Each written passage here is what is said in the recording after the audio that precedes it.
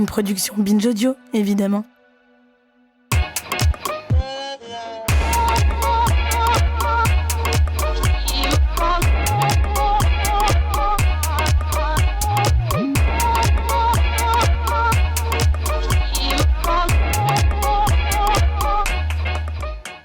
Bonjour Rokhaya. Bonjour Grace. Bienvenue dans ce nouvel épisode de Kiffe ta race, le podcast qui saute à pieds joints dans les questions raciales. Comme vous le savez, dans Kiffe ta race, nous parlons sans complexe d'arabes, d'asiatiques, de roms, de noirs, de blancs.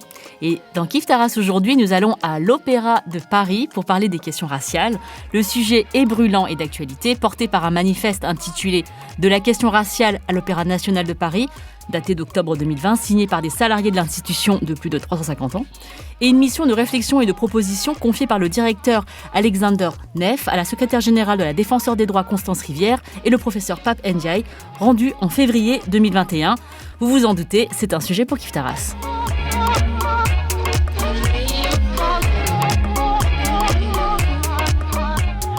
Et pour en parler aujourd'hui, nous avons invité Benkadi Emmanuel Ihé, qui va nous faire part de son expertise et de son expérience sur la question. Salut Benkadi. Bonjour Rokhaya, bonjour Grace. Alors tu es chef de projet événementiel à l'AROP, qui est l'association pour le rayonnement de l'Opéra de Paris. Donc l'Opéra de Paris, qui est l'institution qui compte 2 salles, Palais Garnier et à la place de la Bastille, et une académie et une école de danse. Absolument. Alors, je ne sais pas si tu es au courant, mais dans Kiffe ta race, on a un petit rituel, parce que comme on va parler des questions raciales, on demande à nos invités si il ou elle se situe sur le plan racial et comment. Par exemple, Rokhaya est perçue comme une femme noire, moi je suis perçue comme une femme asiatique. Est-ce que toi, Benkadi, c'est une question que tu t'es posée ? Moi, je me définirais comme un jeune homme métis. Mon père est noir, il vient du Burkina Faso. Ma mère est blanche, donc oui, je dirais métis. En tout cas, avec des origines africaines du côté d'un de mes parents. Est-ce qu'il y a un moment dans ta vie où tu as pris conscience de cette position raciale, entre guillemets, en France ? Je pense que j'en ai toujours eu conscience parce que quand je me promenais étant petit avec ma mère qui est blanche, rousse, à la peau très claire, forcément parfois les gens avaient du mal à comprendre que j'étais son fils. Donc je pense qu'il y a toujours cette conscience en tout cas que ma couleur de peau signifie quelque chose, ou en tout cas qu'elle suscitait parfois de la curiosité ou des interrogations dans les rapports que j'avais notamment avec ma mère. Et dans ton parcours professionnel, depuis que tu travailles au Opéra de Paris, il y a une anecdote que tu as relatée dans un article du Monde où on t'a pris pour quelqu'un d'autre dans ton travail. Oui. Moi, je travaille du coup dans le mécénat, donc c'est souvent qu'on accueille aussi du public ou des mécènes. Et effectivement, il y avait cette anecdote où une personne était venue devant moi et a ouvert son sac devant moi, je pense en pensant que j'étais un agent de sécurité. Alors que... Parce que tu étais bien mis, Voilà, j'étais en costume, cravate. Pas forcément une personne non blanche en costume cravate ne peut être qu'agent de sécurité. Voilà, c'est des raccourcis en fait qui sont faits de temps en temps. Donc voilà, c'était un peu désagréable, mais au final... T'as survécu. Exactement. Alors, en octobre 2020, tu as pris part à un manifeste qui s'appelle « De la question raciale à l'Opéra national de Paris ». C'est un manifeste qui a été ouvert à la signature de l'Opéra de Paris et de l'AROP, dans le but de faire sortir la question raciale du silence qui l'entoure au sein de l'opéra. Donc, je cite le texte du manifeste. Est-ce que tu veux nous raconter la genèse de ce texte ? Oui. Ce texte, il est né dans un contexte un peu exceptionnel. C'était à la fois celui du confinement. On avait passé toute cette période un petit peu isolée, avec une activité ralentie à l'opéra, forcément, parce que nous, sans public et sans contact avec les publics, il y a beaucoup moins de choses qui se passent. Et de tous ces mouvements et de toute cette médiatisation de l'affaire George Floyd qui a aussi, je pense, beaucoup provoqué de débats à la fois dans les institutions, mais aussi au niveau des individus. Moi, je pense que j'ai jamais eu autant de discussions sur le racisme, sur la discrimination, sur la diversité qu'à ce moment-là. Et forcément, du coup, on regarde un peu sa propre situation et puis on se dit, mais moi, comment ces questions-là, ça m'affecte ? On le sait parce que c'est du vécu, hein. J'ai cette couleur de peau depuis que je suis né, donc il y a plein d'épisodes, il y a plein d'anecdotes, mais d'avoir un peu du recul et notamment dans le milieu professionnel. Comment est-ce que cette question, qu'est-ce que j'ai vécu, etc. Et en fait, on s'est retrouvés au moment du déconfinement avec des artistes du ballet qui sont eux aussi métis pour un peu discuter en fait de notre expérience à l'Opéra de Paris dans nos métiers différents. et peut-être des réflexions plus générales, un petit peu détachées de nos personnes individuelles, mais de manière un peu plus générale, quels étaient les grands sujets ou quelles étaient les grandes problématiques sur ces questions-là et sur ce qu'on pouvait faire en fait pour faire progresser l'institution. Donc voilà, donc on a décidé de rédiger une lettre ouverte qu'on a nommée après manifeste, qui s'adresserait en fait à la fois à nos collègues et à la fois à notre direction, pour vraiment ouvrir le débat. Parce que c'était un sujet qui, pour nous, était un sujet tabou, qu'on voyait comme tabou, et qui, je pense, en sera encore pendant un petit peu, quelques temps, un sujet tabou. Mais on avait vraiment envie d'être en mesure d'avoir cette discussion. Une discussion qui n'est pas forcément agréable, une discussion qui peut provoquer des réactions un petit peu de défensives pour certains, qui parfois provoquent un peu de frustration, ou de tristesse, ou de regret, ou de choses qui ne sont pas très agréables, mais voilà, on trouvait que l'actualité faisait que ce moment-là se prêtait à cette discussion-là. Et pour l'instant, on est assez satisfait du chemin que cette initiative a pris, parce qu'il y a effectivement un dialogue qui s'est ouvert sur ce sujet. Il y a eu plein de discussions, que ce soit nous avec nos amis, nos collègues, ou ce soit même au niveau de l'institution. Alors tu l'as dit, il y a eu un contexte global qui est celui qui a suivi la mort de George Floyd et la vague antiraciste qui s'est emparée du monde. Alors beaucoup d'institutions culturelles, notamment européennes, états-uniennes, ont publiquement exprimé leur solidarité avec le mouvement Black Lives Matter et ils ont mis en place des réflexions internes. Est-ce que vous avez eu le soutien immédiat de votre institution et comment ça s'est passé par rapport à ça ? Alors en fait, dans un premier temps, quand on a fini de rédiger ce manifeste, avant de l'envoyer à nos collègues, on a vraiment tenu à rencontrer nos responsables, donc la direction de l'Opéra de Paris, pour pouvoir en fait leur expliquer notre démarche, pour qu'ils comprennent vraiment dans quel état d'esprit on était et puis d'où ça venait aussi, pour qu'ils comprennent un petit peu d'où cette démarche venait. Donc ça s'est fait en juillet et du coup on a rencontré dès ce moment-là Alexander Neff qui n'était pas encore en poste. Il a pris son poste finalement au mois de septembre, la fin du mois d'août si je me souviens bien, mais qui allait être celui qui allait avoir à répondre à cette démarche-là. Donc on a eu un dialogue qui a été très apaisé, vraiment quelque chose dans la discussion, dans la bienveillance. Je pense que lui avait aussi cette expérience puisqu'il a dirigé une institution au Canada, à Toronto, donc je pense que lui, toutes ces questions-là, avait déjà dû y faire face dans un autre pays avec aussi une autre culture. Et je pense que ça a beaucoup aidé aussi à ce que toute cette démarche-là, tout ce processus se fasse dans un certain calme en fait et une discussion. Voilà, et ensuite, effectivement, la réponse qui a été donnée par l'Opéra de Paris, ça a été de solliciter donc, Constance Rivière et Pape Ndiaye pour prendre le temps, en fait, de formuler une réponse à ce manifeste, pour aussi un peu prendre la température au sein de l'opéra et de manière générale au sein de cet univers, de la musique classique, de l'opéra, du ballet, pour donner une réponse réfléchie et pas une réponse réaction rapide. Et je pense que ça a été très sain.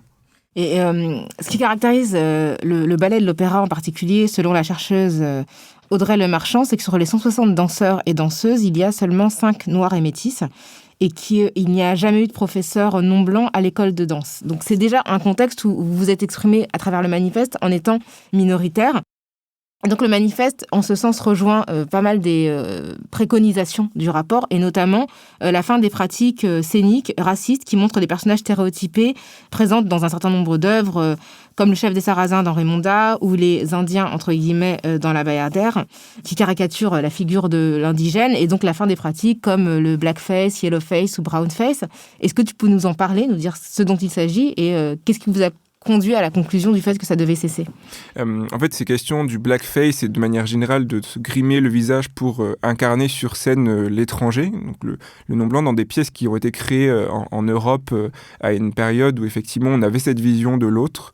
C'est un sujet qui, dans le monde de l'opéra, du ballet, fait beaucoup de bruit depuis un certain nombre d'années. C'est pas un sujet qui est limité à l'Opéra de Paris, c'est un débat qui a eu lieu aux États-Unis, en Europe, dans d'autres pays, etc. Et c'est vrai qu'il restait certaines œuvres à l'Opéra de Paris où il y avait ces pratiques de maquillage. Et pour nous, c'était un peu une absurdité, quelque chose comme une trace d'un passé avec tous ces stéréotypes-là qui n'avaient plus lieu d'être en 2020, notamment dans une compagnie où il y a aussi du coup des danseurs racisés, où on a aussi vocation à ouvrir l'institution à tous les Français, quelles que soient leurs origines, quelle que soit leur couleur de peau.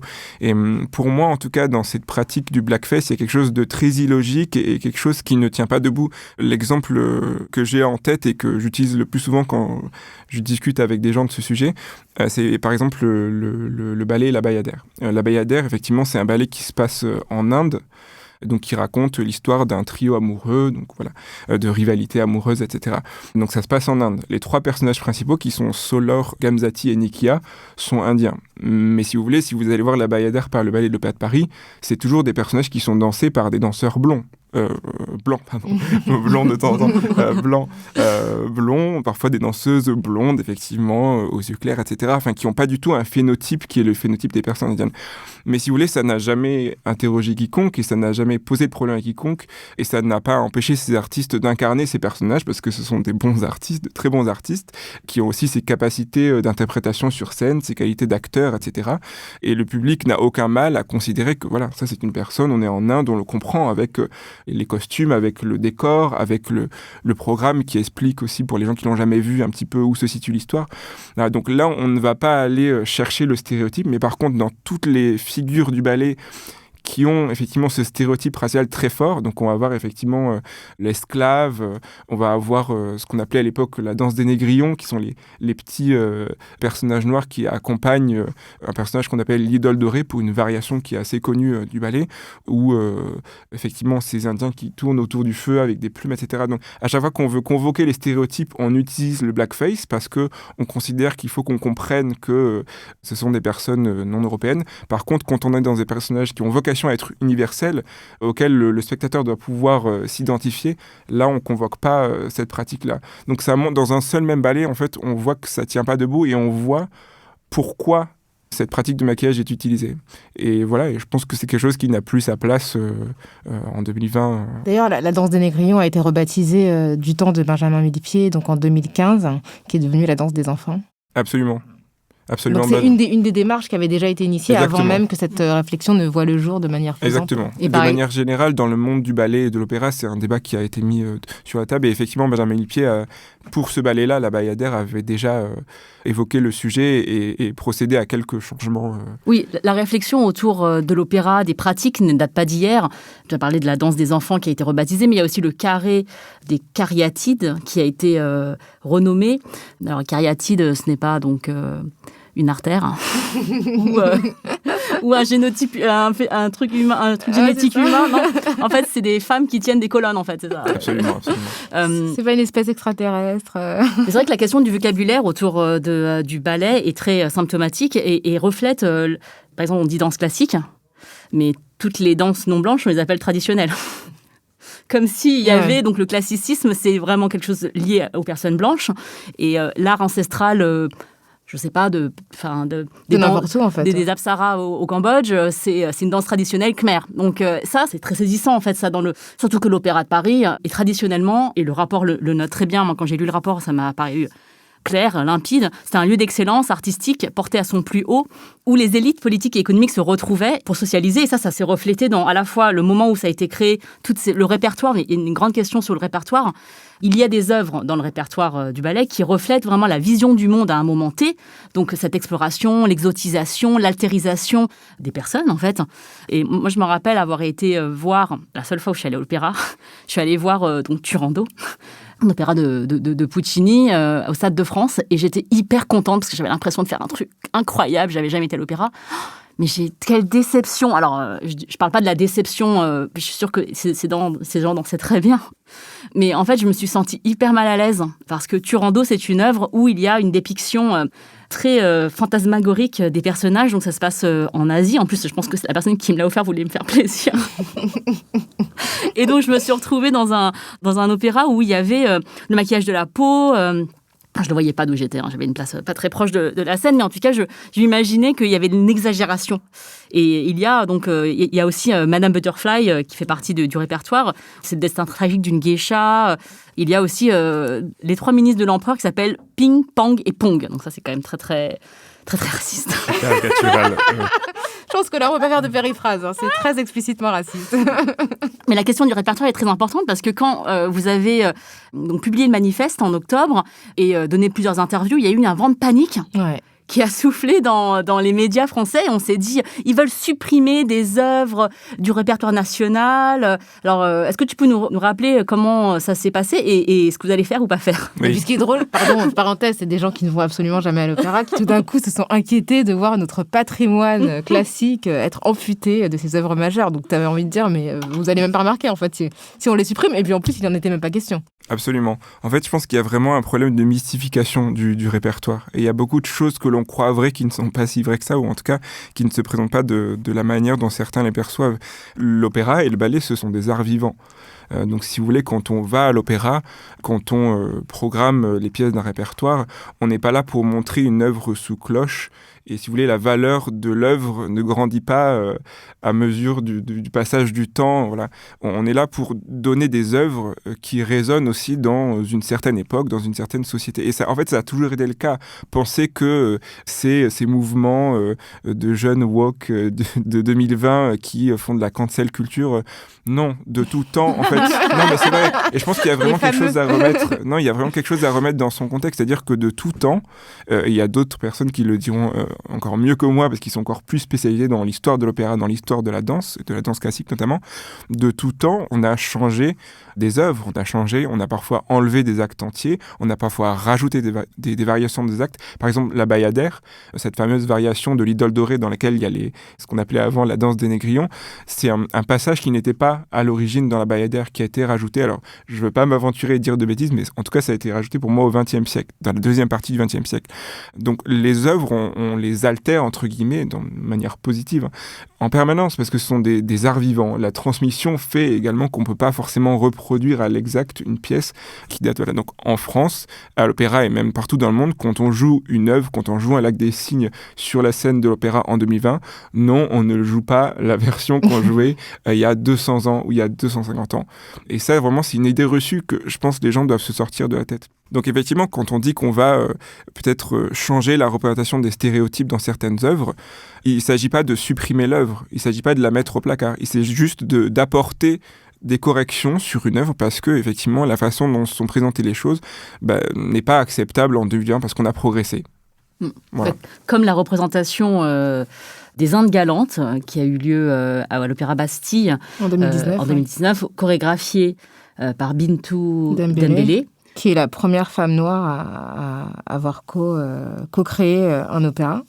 Qui a donc un opéra, l'Opéra de Paris, hein. C'est pas dans le monde, évidemment. Et les Indes galantes font voyager les spectateurs dans plusieurs pays, la Turquie, le Pérou, en Perse et en Amérique du Nord. Et à l'époque désignaient donc les Indes orientales et occidentales, donc vraiment la vision très coloniale, et n'a pas du tout été jouée de cette manière-là. En 2019, par les danseurs. Sur la scène du ballet de l'Opéra Bastille. Donc il y a une réinterprétation. En fait, c'est un bel exemple, je trouve, les Indes galantes, parce que à la fois, c'est une œuvre qui est ancienne, c'est une œuvre de Rameau, c'est une œuvre ancienne, dans un style particulier de l'opéra-ballet, donc avec, du coup, c'est une œuvre lyrique, mais dans laquelle le ballet a beaucoup de place. Et en fait, cette mise en scène de Clément Cogitor avec la chorégraphie de Bintou Dembélé, je trouve que c'est intéressant parce que c'est à la fois le retour vraiment à l'opéra-ballet, c'est-à-dire que la pièce, quand vous la voyez, la danse a vraiment une place très importante. Donc au Renou, et c'est pas souvent à l'opéra quand on va voir une œuvre lyrique, en général, quand il y a de la danse, c'est très secondaire. Là, on a vraiment une œuvre dans laquelle on a donné beaucoup de place à la danse et on a vraiment une cohabitation sur scène et même un travail, je ne sais pas si vous avez vu le documentaire qui a été fait sur la préparation, mais on voit les danseurs de la compagnie de Bintou Dembélé qui rencontrent les chœurs, qui rencontrent le chef d'orchestre, qui rencontrent les solistes. Donc c'est à la fois, on renoue avec cette tradition, donc on fait vivre aussi, on se rappelle de l'histoire, on fait des clins d'œil à l'histoire, donc on est là aussi dans la tradition, mais en même temps, on vient revisiter une œuvre qui est profondément raciste. Et en fait, c'est pas une cancel culture, c'est pas on va supprimer des œuvres, c'est justement en fait, on va pouvoir populariser des œuvres, les faire vivre, en fait, les rendre immortelles d'une certaine façon, en les rendant pertinentes, en prenant le propos initial, même quand il est très problématique comme les Indes galantes. Et quand on voit ce qu'ont réussi à en faire Clément Cogitor et Bintou Dembélé, c'est une œuvre qui est moderne. Et moi, j'ai plein d'amis qui, en plus, sont des gens qui n'ont jamais mis les pieds à l'opéra, mais qui soit sont allés voir l'opéra, soit après ont regardé en ligne quand ça a été mis en streaming, parce qu'en fait, ça leur parle. On danse du crump, on danse du break, on danse du voguing, et en même temps, du coup, on découvre des grands artistes lyriques, des grands chefs, on découvre, voilà, donc je pense qu'au contraire, en fait, tous ces changements et toute cette nouvelle vision et toutes ces nouvelles choses qu'on peut apporter à des œuvres qui sont anciennes, c'est une façon de rendre les œuvres immortelles, et c'est leur rendre service, parce que sinon, effectivement, à part une fois comme ça pour l'expérience, ça m'intéresse pas de voir un opéra, en tout cas toutes les œuvres de l'opéra telles qu'ils étaient montrées il y a 250 ans. Et puis en fait, je pense que c'est même ça en termes, serait pas, oui. La société n'est plus la même, donc voilà, c'est ça, même la manière de regarder, d'aller voir les spectacles vivants n'est plus la même aujourd'hui. Donc même nous, en tant qu'individus, on n'apprécierait pas. Les œuvres n'étaient pas jouées de la même façon. On avait des ballets qui étaient placés entre des actes d'opéra. On avait la lumière qui était allumée dans la salle, les gens qui parlaient. Enfin, c'est un mythe de penser que voilà, les œuvres qu'on présente aujourd'hui, elles sont très modernes, en fait. C'est ce que dit d'ailleurs dans le rapport David Bobet, qui recommande justement non pas justement de supprimer les œuvres, mais de les réinterpréter à l'aune de ce que nous sommes aujourd'hui et d'introduire soit de l'ironie, de la distance quand il y a des choses qui sont explicitement racistes ou sexistes, parce qu'il faut aussi dire qu'il y a quand même énormément de préjugés de ce point de vue-là, ou tout simplement proposer une relecture, mais qui ne dénature pas l'œuvre, tout simplement qui lui donne un éclairage contemporain. Il y a un autre aspect que vous abordez dans le manifeste et qui est aussi abordé dans le rapport, c'est vraiment la question de l'adaptation aux spécificités corporelles des danseuses et des danseurs. Il y a cette question des collants qui sont pensés pour valoriser les peaux blanches et qui ne sont pas esthétiques sur les peaux plus sombres, sur les peaux noires. Le matériel et les compétences nécessaires à la prise en charge des personnes noires, notamment pour les coiffer, pour les maquiller, donc, et puis vraiment la possibilité d'avoir du matériel conséquent pour leurs cheveux, pour leur peau. Donc tout ça n'est pas forcément mobilisé ou disponible. Et puis l'éclairage adéquat. C'est-à-dire que le jeu de lumière sur scène est effectivement pensé pour des personnes qui sont blancs et pour une forme qui sont blanches, pour une forme d'uniformité. Donc est-ce qu'il y a eu des changements à ce sujet-là et quels sont-ils ? Oui, ça, pour le coup, c'est vraiment, pour moi, cette question, c'était vraiment un impensé. C'est-à-dire que ça fait partie de ces choses, je pense, du jour au lendemain, vous vous dites, mais comment on n'a pas pu y penser avant ? Parce qu'effectivement, on est dans une maison plus d'excellence, qui se revendique de l'excellence et auquel chacun essaie de contribuer à cette excellence. On y tient beaucoup et c'est quelque chose dont on est très fier. Et effectivement, quand on voit tout le travail qu'il y a derrière la confection des costumes, qui prend beaucoup de temps, on connaît les proportions des artistes, on suit leur morphologie, on connaît qu'un tel, il faut plutôt mettre le costume de cette façon, un autre d'une autre. Enfin, c'est vraiment du surluxe, si je peux dire. Et donc de voir qu'à côté, il y a certains détails en fait, qui n'en sont pas, à côté desquels on est complètement passé, pour moi, c'est vraiment de l'impensé. Et effectivement, sur la question des collants, notamment, et des chaussons de pointe pour les danseuses, ça, pour le coup, la réaction et la solution a été trouvée très rapidement dans cette première partie de saison. Effectivement, c'est la direction des costumes et de la couture maquillage qui a discuté avec les danseurs et les danseuses concernés pour aussi tester, parce que du coup, voilà, ça va prendre un petit peu de temps pour trouver les bonnes carnations, des choses qui marchent bien aussi avec les lumières, qui marchent bien avec le public, parce que quand on est à distance, on voit pas forcément les mêmes couleurs que quand on est très près, etc. Donc ça, il y a eu un gros travail. Et effectivement, à la base, sur ces questions-là, des voix s'étaient levées en disant « mais ça rompt l'homogénéité du ballet, etc. » Et finalement, et j'invite tout le monde à aller le regarder, mais il y a la captation de notre gala d'ouverture de la saison 2020-2021 qui a été du coup captée parce qu'on n'a pas pu avoir de public et qui est disponible gratuitement sur la plateforme en ligne de l'Opéra, où pour la première fois on a le défilé du ballet d'école de danse. Donc c'est vraiment une tradition très importante chez nous, le défilé du ballet. C'est sur les premières représentations de la saison à chaque fois et c'est vraiment une occasion de voir tous les artistes de la maison, qui est quand même une grande maison. Il y a 154 danseurs, il y a une centaine je crois d'élèves à l'école de danse. Donc il y a cette procession sur la scène par ordre, les femmes d'abord, les hommes après, par ordre de grade, d'âge, etc. Enfin, c'est vraiment quelque chose qui est très émouvant. Et vous voyez aussi la compagnie dans son intégralité. Et donc pour la première fois, les petites filles de l'école de danse et puis Laetitia Galoni et Awa Johanné qui sont dans le ballet avaient des collants qui correspondaient à leur carnation et du coup des chaussons de pointe qui correspondaient aux collants. Et en fait, quand on voit, on se dit On a survécu. Hein. On a pense survécu. Que, voilà, ça. Exactement. Moi, c'est très bien. Ouais. Et en plus, ça n'auront rien du tout. Absolument. C'est plus professionnel. C'est plus, voilà, parce qu'effectivement, la danse, c'est un art de ligne. On est là pour montrer les lignes. Et les danseurs travaillent d'arrache-pied, travaillent très dur, justement, sur ces lignes pour que ça soit le plus belle possible. Et donc, d'avoir des jambes de la même couleur que votre visage et que vos bras, c'est de l'harmonie, en fait. Voilà, c'est une question d'harmonie. Ouais. Et ne pas le faire, c'est aussi briser les lignes de ces danseuses-là. Il y a eu l'homogénéité, comme tu dis, qui est un problème, un fantasme, mais il y a aussi eu la symbolique du blanc. La pureté de la grâce. La ligne, en fait, encore une fois, de la question de la ligne et le fait que, pardon, excuse-moi, je t'interromps, mais qu'on perçoit, en fait, les personnes qui ne sont pas blanches et qui n'ont pas de costume adapté comme étant des personnes qui font disruption, alors que, en réalité, c'est pas de leur faute si elles sont seules. C'est juste qu'il faut penser leur intégration, en fait, à un collectif qui ne doit pas être uniquement régi en fonction de la couleur blanche. Oui. En fait, c'est juste la vision de l'homogénéité.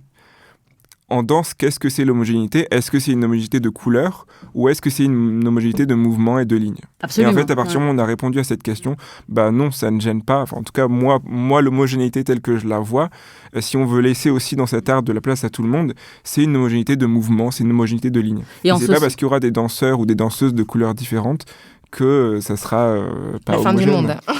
Et en ce sens, le rapport fait écho aux réflexions qu'il y a en ce moment dans notre société, c'est-à-dire que le blanc n'est pas le neutre de la couleur de peau, et comme le rapport le dit, le masculin n'est pas la neutralité des genres. Et il faut combattre activement ces idées qui sont assez passéistes, de penser que le blanc, c'est l'universel, et qu'un ballet en blanc, ce serait un ballet neutre, qui se font. Ouais, c'est comme si le blanc, c'était pas du tout une couleur. C'est comme si, en fait, la réflexion qui a conduit à choisir certaines couleurs de collants, de pointe, n'avait pas été basée sur une couleur qui était existante. Et en fait, on part du principe que blanc n'est pas une couleur et que tout le reste est une couleur qui demande un effort, alors qu'en réalité... Alors, Rokhaya sait très bien de quoi elle parle, puisque comme elle a eu le Sparadragate, mais c'est la même polémique. Non, mais j'ai été cyberharcelée aussi pour des questions de chaussons de danse. Hein. C'est-à-dire que quand la compagnie, la société anglaise, en 2018, a décidé de produire en fait 3 nouveaux types de chaussons de 3 couleurs différentes pour justement éviter que des danseuses comme Ingrid Silva, qui est une Brésilienne, qui est à New York, qui teignait en fait ses chaussons au cirage. Oui. Voilà, elle le faisait elle-même. Donc non seulement ça lui prenait du temps, mais c'était un budget. Donc c'était une vraie charge mentale supplémentaire par rapport à d'autres danseuses. Et donc j'ai publié un tweet pour expliquer qu'il y avait enfin ces chaussons qui existaient. J'ai été cyberharcelée, c'est-à-dire qu'il y a des gens qui trouvaient que c'était vraiment une préoccupation totalement superficielle et secondaire, que je voulais tout racialiser, qu'il n'y avait pas de problème, que tout s'était toujours bien passé jusqu'ici. Alors que, comme dit Benkadi, c'est pas un détail, puisque l'harmonie du corps de ballet, c'est fondamental, en fait. C'est loin d'être un détail. En fait, c'est justement tout ce travail qu'ils fournissent en studio depuis le plus jeune âge, c'est justement pour avoir cette ligne, pour avoir cette esthétique-là. Donc effectivement, des choses aussi évidentes que la continuité de leurs jambes, etc. C'est au contraire, en fait, c'est au cœur de l'art du ballet. Et je voudrais aussi souligner que la question du whitewashing, elle est prise en compte dans d'autres opéras européens. Par exemple, le Royal Opera de Londres a fait un choix de ne prendre que des personnes noires pour jouer Othello, par exemple, parce qu'il y aurait une expérience noire à transmettre dans le personnage du général-mort de l'armée vénitienne. Donc ça, c'est ce que explique le rapport, mais qu'il n'y a pas d'opposition prise par le rapport de Constance Rivière et de Papendiaï. Mais ça, c'est une question, le whitewashing, qui a beaucoup, comme tu dis, on a utilisé des costumes et du maquillage pour faire passer les messages liés à la culture, pour expliquer où on était, parfois même en grimant des personnes, et que du coup, le whitewashing fait partie d'une certaine pratique, des arts en fait, d'une manière générale. Hein. De manière même les arts de la scène ou du cinéma. On peut penser à Alexandre Dumas qui a été interprété par Gérard Depardieu, où effectivement on estime qu'un acteur ou qu'une actrice, ou Scarlett Johansson dans Ghost in the Shell, qu'un acteur ou qu'une actrice blanche ou qu'un danseur ou une danseuse blanche peuvent incarner tous les rôles, mais que finalement, les non-blancs, on va leur réserver les rôles de leur couleur de peau et plutôt des rôles secondaires. C'est-à-dire que dès lors que le rôle est un rôle important, on va le confier plus facilement à une personne blanche parce qu'en fait, en tant que blanc, on peut tout incarner, mais on va considérer que la personne non-blanche est trop singulière pour que tout le monde s'identifie à elle. Bonjour tout le monde, je m'appelle Chloé Lopez-Gomez. Je suis la première femme de couleur à avoir intégré le Staatsballet de Berlin, qui est la plus grande compagnie de danse classique en Allemagne. Malheureusement, pendant ces 2 dernières années, j'ai été sous la supervision d'une maîtresse de ballet qui a dit que le staff de ballet ne devait pas m'engager car je suis noire. Et une femme noire dans un corps de ballet, c'est quelque chose qui n'est pas esthétique. Le racisme que j'ai vécu s'est manifesté par des commentaires et par des blagues racistes, comme par exemple lors de la répétition du ballet La Bayadère, cette maîtresse de ballet distribuait des voiles blancs que nous devions accrocher sur notre tête. Quand est arrivé mon tour, elle a refusé de me le donner sous prétexte que je suis noire. Et récemment, elle m'a obligée à me colorer la peau en blanc dans le ballet Le Lac des Cygnes pour que je paraisse plus blanche et plus uniforme avec le reste des filles. Alors, elle fait part d'une expérience qui a été extrêmement douloureuse. Elle a intenté une action en justice et d'ailleurs, elle a lancé une cagnotte pour soutenir son action judiciaire et vous pouvez retrouver les liens pour la soutenir sur Instagram. Et ce dont elle témoigne, c'est vraiment qu'elle a été vraiment pointée du doigt comme l'élément perturbateur.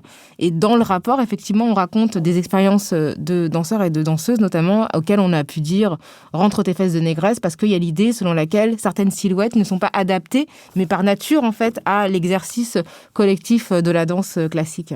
Est-ce que, t'as eu l'occasion d'échanger avec elle? Est-ce que je sais que son frère est à l'Opéra de Paris? Est-ce que c'est une expérience signataire du manifeste? Oui, ouais. Tout à fait. Est-ce que c'est une expérience qui ressemble en fait à d'autres expériences dont tu as eu vent? Alors oui, effectivement, j'ai suivi aussi tout le parcours de Chloé Anaïs Lopez-Gomez qui malheureusement du coup a pris ce chemin très confrontationnel en fait, et je pense que voilà, ça demande beaucoup de patience et beaucoup de courage de sa part, et ça c'est à saluer.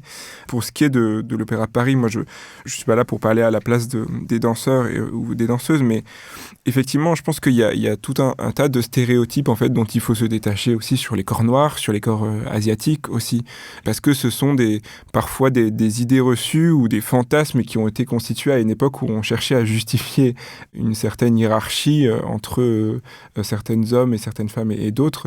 Et je pense qu'il y a encore des résurgences de ça. Parfois, enfin même la plupart du temps, je pense que c'est complètement involontaire. C'est quelque chose qui est tellement ancré que voilà, on a des stéréotypes sur les corps noirs qui effectivement seraient moins fait pour la danse classique parce que trop musclés, parce que les pieds trop plats, parce que les fesses trop protubérantes, parce que la cambrure trop prononcée.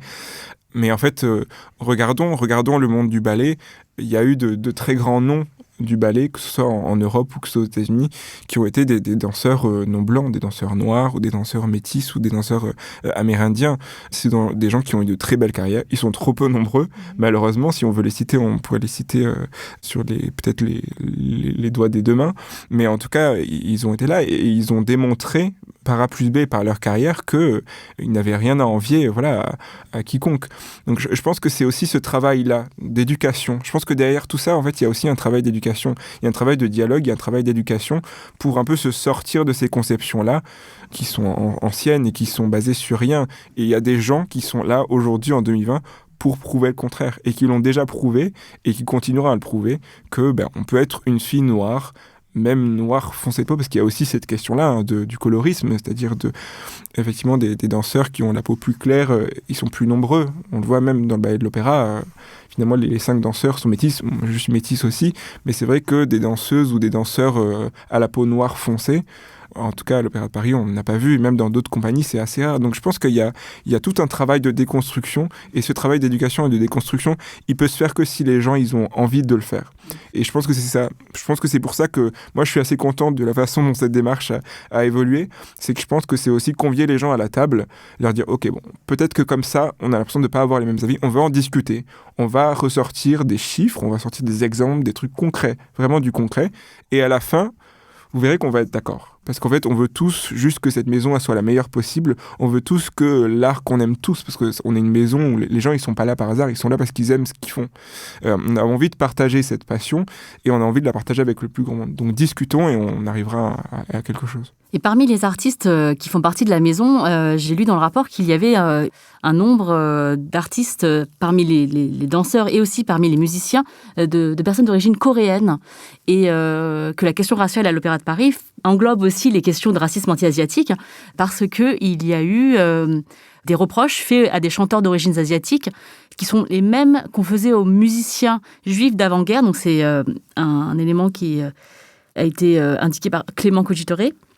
un manque de sincérité, de la technique, mais aussi un manque d'âme. Voilà. Et il y a aussi les chanteurs asiatiques, ils ont les yeux bridés, on peut moins lire leurs émotions. Donc il y a ce manque d'expression, l'expressivité, c'est aussi... Il y a eu un hashtag aux États-Unis sur Twitter pour dénoncer dans les castings, les directeurs de casting qui estimaient que, parce que les personnes asiatiques étaient moins expressives que d'autres, il y a aussi l'idée que les chanteurs noirs ont l'air en colère, le fameux Angry Asian Man ou Woman.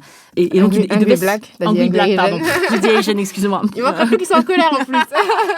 et qui donc, les personnes noires doivent se forcer à sourire pour paraître aimables. Et donc, ça fait partie du rapport aussi, cette volonté de permettre le signalement de ces violations, de microagressions, de ce racisme de tous les jours. C'est quelque chose que tu espères que la maison va mettre en œuvre. De toute façon, c'est quelque chose qu'on avait indiqué dans le manifeste, parmi les propositions qu'on faisait. Il y avait aussi cette mise en place d'outils pour lutter de manière efficace contre, effectivement, toutes les formes de discrimination, que ce soit des discriminations ouvertes et volontaires, qui sont plus rares, heureusement, mais ça n'empêche pas qu'elles peuvent être existantes, ou que ce soit des discriminations plus banalisées, ou effectivement sous la forme de l'humour, ou sous la forme de certaines expressions, ou voilà, effectivement, cambrure de négresse, ou sous la forme de certains stéréotypes en fait qu'on accroche à certaines personnes, effectivement, les personnes asiatiques qui ne sont pas expressives. Voilà, je veux dire, moi je vais très souvent voir du ballet, je vais voir souvent de l'opéra aussi, mais je vais très souvent voir du ballet, et il y a des danseurs et des danseuses dans cette compagnie qui ont des origines asiatiques, et non, ils me font vibrer, mais voilà, mais il y a quelque chose dont il faut se détacher aussi, et je pense que c'est aussi de la responsabilité de l'institution de mettre en place cette politique de tolérance zéro. Alors ça ne veut pas dire de taper sur les doigts à chaque fois, mais je pense qu'il y a aussi là un travail d'éducation. Parce qu'effectivement, il y a des propos qui ne sont pas tolérables. Et objectivement, tout le monde sait qu'ils ne sont pas tolérables. On n'est pas sur justement un manque d'éducation. Ou par exemple, le sujet du blackface, moi j'ai eu beaucoup de discussions et des amis de la maison ou même à l'extérieur qui ont souvent cette discussion, et on se rend compte que les gens ne savent pas forcément d'où vient le blackface. Donc effectivement, on comprend que oui, pourquoi, pour un souci de vraisemblance, le personnage est noir, je me teins en noir, quel est le problème? Mais c'est quand on explique d'où ça vient et quels sont... Voilà. Donc là, je comprends. Mais pour ce qui est racisme ordinaire, il y a certains propos, tout le monde est d'accord, tout le monde sait que ça ne se dit pas. Et c'est pas par politiquement correct, c'est pas... voilà, on sait que ça ne se dit pas. C'est irrespectueux vis-à-vis des personnes concernées. C'est injurieux, c'est irrespectueux.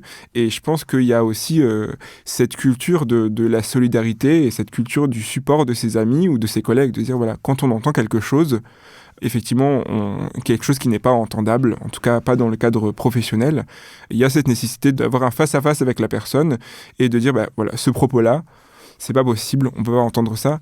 Et puis les gens apprennent, les gens comprennent, les gens apprennent. Parfois, effectivement, c'est sur le ton de l'humour. Ils comprennent pas que c'est de l'humour, mais qui peut blesser ou qui peut renvoyer une personne dans certains manques de confiance en eux, effectivement. Et sur cette question de l'éducation par rapport au blackface ou le barbouillage aussi, tel qu'il est traduit en français, c'est que le rapport fait état de son origine dans la commedia dell'arte. C'est-à-dire qu'on a souvent l'impression que le blackface est une pratique états-unienne importée comme le racisme, et que c'est pas français, en fait, c'est pas européen, c'est quelque chose qui vient de cette terre où il y a eu l'esclavage, Jim Crow, voilà. Mais ce que dit le rapport, c'est qu'il y a aussi des pratiques de barbouillage avec le personnage d'Arlequin, qui est un personnage, un valet bouffon, paresseux, menteur, et il a été joué par des personnes noires, incarné par des personnes noires depuis des dizaines, des centaines d'années en France, dans l'opéra. Donc c'est important aussi d'éduquer les gens pour leur dire que ça, c'est des pratiques qui sont aussi de chez nous. Je pense qu'il y a un gros problème. Je pense je sais pas d'où ça vient, je me suis pas... Mais je pense qu'on a un rapport très étrange aux États-Unis et à ce qu'est le racisme aux États-Unis. Effectivement, les cultures sont pas les mêmes, on n'a pas les mêmes histoires, on n'a pas la même démographie. Voilà. Bon, il y a eu aussi de l'esclavage en France, sur le sol français, pas en métropole, mais dans les territoires d'outre-mer, faut pas l'oublier. Mais il y a cette peur aussi, je pense, d'importer des modèles américains, de copier, de se laisser influencer. Enfin, c'est quelque chose qu'on entend beaucoup et qu'on lit beaucoup, que ce sont les idées américaines qui arrivent en France. Déjà, premièrement, il faut pas oublier que un certain nombre de ces idées américaines ont à la source des intellectuels français. Quand on pense à Frantz Fanon, par exemple, qui est un écrivain antillais, qui est ensuite parti en Algérie et qui a aussi beaucoup contribué dans l'indépendance de l'Algérie, qui a servi au mouvement nord-américain d'émancipation des années 60. Et voilà, donc vraiment, il faut aussi remettre les choses à leur place. Presque plus connu, en fait. En dehors de chez lui, c'est un des auteurs français les plus lus au monde, mais en France, il n'a pas ce niveau de reconnaissance. Exactement. Donc déjà, c'est important de remettre ça sur le tapis. Et deuxièmement, pas besoin d'aller regarder aux États-Unis pour voir le racisme. Le racisme, il existe aussi dans ce pays-là. Les discriminations, elles existent aussi dans ce pays-là. Et c'est aussi pour ça, moi, je pense que quand Benjamin Millepied, en 2015-2016, a mis ce sujet sur la table, de choses qu'il avait entendues, de choses qu'il avait vues et qu'il voulait changer, on lui a beaucoup reproché ça. Parce qu'effectivement, Benjamin Millepied, il est français, mais il a fait toute sa carrière au University Ballet. Et donc, il a cette vision, enfin, c'est ce qu'on lui reprochait, d'avoir cette vision de la diversité, de l'antiracisme ou du racisme, et cette vision de la diversité dans le monde du ballet qui était très américaine. Et en plus, c'est pas un danseur qui est passé par, dans sa carrière de danseur, il n'est pas passé par l'Opéra de Paris. Donc, au-delà du fait qu'effectivement, il ait vécu aux États-Unis, il n'a pas non plus connu cette vie au sein de l'institution de l'Opéra de Paris. C'est un reproche qu'on ne peut pas nous faire cette fois-ci. Le reproche, le manifeste, il est rédigé par des gens qui ont grandi dans cette maison. Surtout les danseurs. Les danseurs, ils sont tous issus de l'école de danse, comme la grande majorité de la compagnie. On entre à l'école de danse entre 10 et 12 ans. C'est-à-dire que les danseurs qui ont aujourd'hui entre 20 et 30 ans, ils sont et elles sont dans la compagnie depuis 10 à 20 ans. Vous vous rendez compte, pour un enfant de 10 ans, à l'âge où on est insouciant, où on mène sa vie, ce sont des gens qui ont décidé qu'ils allaient faire ça de leur vie, qui ont mis aussi tous les efforts dans cette vocation, dans ce rêve-là, qui ont travaillé très dur, c'est beaucoup de discipline, et puis c'est aussi grandir très vite, en fait, devenir mature très vite, parce qu'effectivement, on a un objectif sur une carrière qui se finit plus tôt qu'un métier ordinaire. Et voilà, donc c'est des gens qui ont été biberonnés, si je peux dire, à la culture du ballet, à la culture de l'opéra. On a transmis un savoir, on a transmis une façon de jouer, une technique. Donc on ne peut pas dire que c'est une vision américaine. Au contraire, ces gens-là, ce sont de purs produits. Moi, le travail que j'ai à l'opéra, c'est mon premier job en CDD puis CDI. Donc ma culture du mécénat et ma culture, je l'ai acquise à l'Opéra de Paris. J'ai pas de vision. Tu n'importes rien. Je n'importe rien. Je suis voilà. Mais c'est ça aussi. Voilà, on est un pur produit français et on est un pur produit de l'Opéra de Paris. On vit dans cette institution, on y passe beaucoup de temps, avec beaucoup de plaisir, mais on y passe beaucoup de temps, on donne beaucoup. Donc non, il y a rien d'étranger. Tout est là. Et justement, puisqu'on dit que les choses ne sont pas étrangères, je pense que tu le disais à l'instant, la question de la connaissance de l'histoire et du passé de l'opéra est extrêmement importante. Vous dites en introduction de votre texte que l'opéra n'est absolument pas étranger au Noir, l'Opéra de Paris. Selon vos termes, c'est le lieu où s'est déroulée la première grande affaire de racisme de la société moderne, puisqu'en 1776, le violoniste, compositeur et chef d'orchestre Joseph Bologne de Saint-Georges, qu'on connaît sous le nom de Chevalier de Saint-Georges, c'est le favori de Marie-Antoinette pour prendre la tête de l'institution, et en fait, il se voit victime de racisme, puisque en fait, certaines personnes considèrent qu'elles ne peuvent pas être dirigées par lui, qui était ce qu'on appelait à l'époque un mulâtre, donc un homme métis, et donc finalement, ça n'aura pas lieu. Et le rapport invite justement à une meilleure connaissance de ce passé pour valoriser les figures méconnues. D'ailleurs, il y a un article qui est paru au sujet du Chevalier de Saint-Georges récemment sur le site de l'Opéra, qui a été rédigé par Charles-Alexandre Créton, donc qui raconte cette histoire qui n'est pas connue. Son répertoire va être à nouveau valorisé. Et puis, j'ai appris des choses aussi très intéressantes sur d'autres figures minoritaires qui ont été brimées aussi par l'histoire de France et qui se sont vues écartées de l'opéra. Par exemple, le rapport préconise de rendre hommage à la mémoire des élèves juifs de l'école de danse qui ont été écartés en septembre 1940. À l'époque des lois de Vichy, des salariés juifs renvoyés en octobre 1942, dont certains, effectivement, que ce soit les danseurs ou les salariés, ont été déportés dans le cadre de l'Holocauste de la Deuxième Guerre mondiale. Donc, est-ce que toute cette histoire-là, justement, ne permettra pas de comprendre que l'Opéra de Paris, c'est aussi un espace populaire, au sens vraiment d'appartenir à l'ensemble de la population, et que tout le monde, en fait, a une histoire en rapport avec l'opéra? Bien sûr, et je pense que c'est très très important de rappeler aussi que notre pays, la France, c'est un pays qui est divers. C'est un pays avec des gens qui ont des phénotypes différents, des origines différentes, et c'est pas nouveau. Effectivement, on a cité Saint-Georges en introduction de notre manifeste. Saint-Georges, c'est le XVIIIe siècle. C'était il y a 250 ans. Il y a 250 ans, il y a une personne noire à une époque où pourtant il y avait encore l'esclavage. Donc on était dans un contexte qui était particulièrement hostile aux personnes noires. Mais on avait cette personne qui était une vedette absolue de la scène parisienne, qui animait les salons les plus réputés, et qui avait été pressenti pour diriger l'institution artistique peut-être la plus réputée en France, peut-être la plus réputée en Europe et dans le monde, en tout cas une des plus réputées. Donc, on en était là, il y a 250 ans, on en était à être prêt à avoir un directeur de l'opéra qui était métis.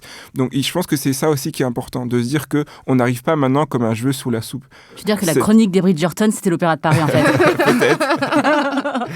Non, mais je pense que c'est important aussi pour les personnes qui sont françaises et français et qui aiment ce pays, qui ont contribué aussi à ce que ce pays a apporté et qui ont une voix à faire entendre dans ce pays, à comprendre que dans le passé, il y a eu des gens comme eux, de leur même couleur de peau, qui partageaient les mêmes caractéristiques qu'eux, qui ont contribué à cette culture. Et que cette culture, même si effectivement on le voit aujourd'hui quand on va dans des salles de théâtre, dans des salles d'opéra et de ballet, qui est majoritairement blanche par les artistes qui sont sur scène, les personnes qui sont dans le public et même tout l'écosystème qui gravite autour, mais que de tout temps, il y a eu des gens noirs, il y a eu des gens asiatiques qui ont contribué à ce qu'est la culture française aujourd'hui, mais parfois dans ce cas-là de plus classique. Saint-Georges, on l'appelle de manière très maladroite, je pense, le Mozart noir.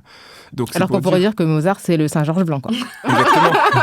Ou on pourrait juste l'appeler par son prénom, mais le réduire à sa couleur de peau et le faire disparaître derrière une autre figure de l'époque qui, selon les dires aussi des personnes qui se sont penchées sur cette période-là et sur les biographies, n'avait absolument rien à envier à Mozart, peut-être même au contraire. Je pense que c'est important pour les jeunes personnes racisées aujourd'hui qui ont aussi envie d'avoir une carrière dans des domaines qu'on perçoit comme des domaines essentiellement blancs, de comprendre qu'il y en a eu bien avant eux qui ont aussi fait ce que sont ces arts qu'on considère comme prestigieux et d'avoir aussi des figures auxquelles se rattacher. Et ça, je pense que c'est... Voilà, pour dire on fait partie de ce pays. On n'est pas juste arrivé comme ça, comme un cheveu sur la soupe et puis on essaie de forcer les portes pour qu'on nous fasse une petite place. Non, non, il y a des gens qui, il y a bien longtemps, ont contribué à la culture de ce pays, à la grandeur de ce pays.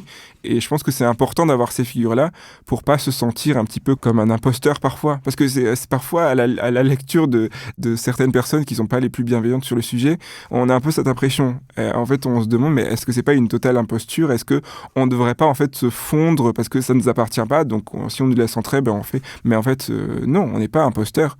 De tout temps, il y a eu des gens de couleurs différentes qui ont contribué à cette culture, que ce soit dans le domaine politique, dans le domaine artistique, et il est important de les remettre dans l'histoire et de leur redonner aussi le rôle qu'ils ont eu, parce que c'est vrai qu'étrangement, souvent on en entend moins parler que les autres. Eh bien, merci beaucoup pour cette conclusion très très engageante. Merci beaucoup Benkadi Emmanuel donc d'être venu nous parler de la situation spécifique de l'Opéra de Paris, mais qui parle de tellement d'autres choses. Le rapport dont on a parlé est un rapport qui a été commandé par Alexander Neff à Constance Rivière et à Pape Ndiaye pour justement étudier, explorer et faire un audit en fait de la situation à l'Opéra de Paris. Il est disponible d'ailleurs sur Internet. Sur le site de l'Opéra, sur le site de l'Opéra de Paris. Ouais. Ben, merci beaucoup de m'avoir accueilli. C'était un vrai plaisir de discuter avec vous. Partagez. N'hésitez pas à nous faire part de vos opinions sur l'échange que nous venons de mener, si vous êtes d'accord ou pas d'accord, si vous êtes surpris, choqué, si vous pensez que c'est une bonne direction que prend non seulement les débats, mais les actions au sein de l'Opéra Paris. Vous pouvez nous écrire à kiftaras@binge.audio ou nous contacter sur les réseaux sociaux, sur Twitter, sur Instagram, sur Facebook, avec tout simplement nos pages, et sinon avec le hashtag Kiftaras. Kiftaras, c'est un podcast produit par Binge Audio et réalisé aujourd'hui par Adèle Itel Elmadani. Merci à Camille Regache et à Naomi Titi pour l'édition. On se retrouve très vite pour une plongée dans les questions raciales. Merci Rokhaya. Merci Grace. Merci Benkadi. Merci à vous.